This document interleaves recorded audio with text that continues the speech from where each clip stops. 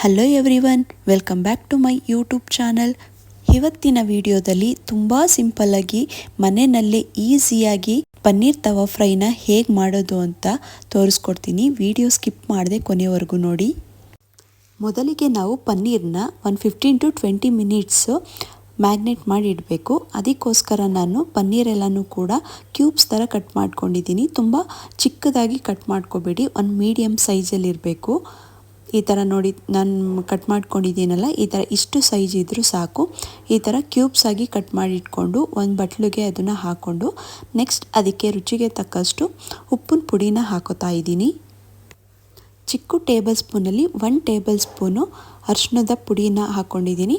Next ಖಾರಕ್ಕೆ ಬೇಕಾಗಿರುವಂತಹ red chilli ಪೌಡರ್ನು ಕೂಡ ಹಾಕ್ಕೊಂಡು ನೆಕ್ಸ್ಟ್ ಅದಕ್ಕೆ 1 ಟೇಬಲ್ ಸ್ಪೂನ್ ಧನಿಯಾ ಪೌಡರ್ ಮತ್ತು 1 ಟೇಬಲ್ ಸ್ಪೂನು ಮೊಸರು ಇಷ್ಟನ್ನು ಕೂಡ ಆ್ಯಡ್ ಮಾಡಿಕೊಂಡು ಅದನ್ನು ನೀಟಾಗಿ ಕಲಸಿ ಒಂದು 15 to 20 ಮಿನಿಟ್ಸು ಹಾಗೆಯೇ ಒಂದು ಪ್ಲೇಟ್ನ ಕ್ಲೋಸ್ ಮಾಡಿ ಇಡಬೇಕಾಗುತ್ತೆ.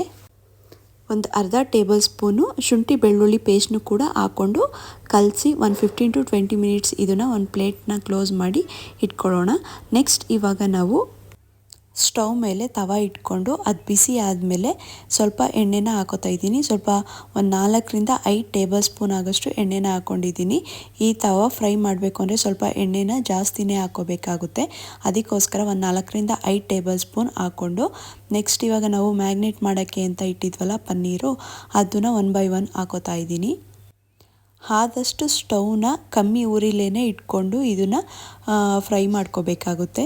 ತುಂಬ ಜಾಸ್ತಿ ಮಾಡ್ಕೋತು ಅಂತ ಹೇಳಿದ್ರೆ ಒಂದೇ ಸೈಡು ಎಲ್ಲ ಸೀದೋಗ್ಬಿಡುತ್ತೆ. ಅದಕ್ಕೋಸ್ಕರ ಆದಷ್ಟು ಲೋ ಫ್ಲೇಮ್ ಇಟ್ಕೊಂಡೆ ಗ್ಯಾಸ್ನ ಫ್ರೈ ಮಾಡ್ಕೊಳ್ಳಿ.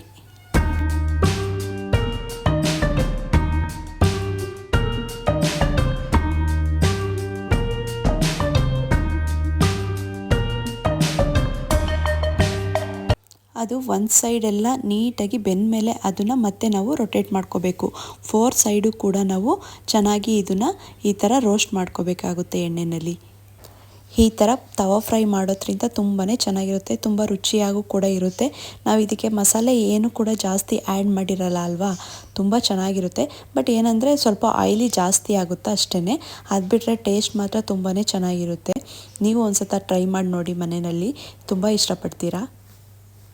4 ಸೈಡು ಕೂಡ ನೀಟಾಗಿ ರೋಸ್ಟ್ ಮಾಡ್ಕೋಬೇಕು. ಇವಾಗ ನೋಡಿ ಎಲ್ಲ ಸೈಡು ಕೂಡ ಚೆನ್ನಾಗಿ ರೋಸ್ಟ್ ಆಗಿದೆ. ನೋಡಿ ನೋಡೋದಕ್ಕೇ ಎಷ್ಟು ಚೆನ್ನಾಗಿ ಕಾಣಿಸ್ತಿದೆ ಅಂತ.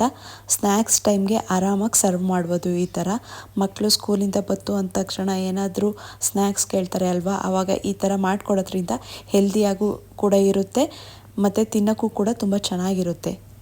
ನೋಡಿದ್ರಲ್ಲ ಪನ್ನೀರ್ ತವಾ ಫ್ರೈನ ಹೇಗೆ ಮಾಡೋದು ಅಂತ, ತುಂಬ ಸಿಂಪಲ್ಲಾಗಿ ಮನೆಯಲ್ಲೇ ಈಸಿಯಾಗಿ ಮಾಡ್ಕೋಬೋದು. ಈ ವಿಡಿಯೋ ನಿಮಗೆ ಇಷ್ಟ ಆಗಿದರೆ ನೀವು ಕೂಡ ಮನೆಯಲ್ಲಿ ಒಂದು ಸಲ ಟ್ರೈ ಮಾಡಿ ನೋಡಿ. Thank you.